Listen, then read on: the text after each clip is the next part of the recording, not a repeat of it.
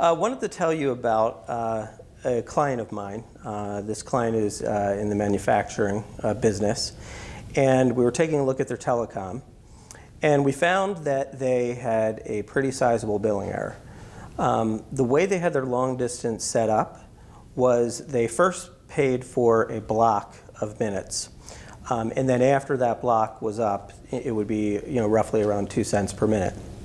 What we found was that for a period of 1.5 years, actually, they were not only paying for the block to start, but they were also paying 2 cents per minute throughout the entire block.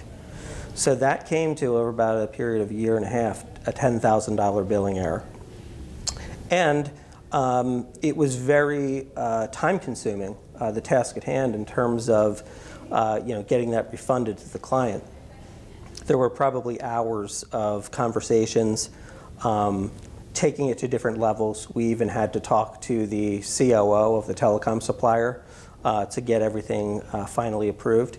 But in the end, we got the money back for the client, and of course the client was very, very pleased.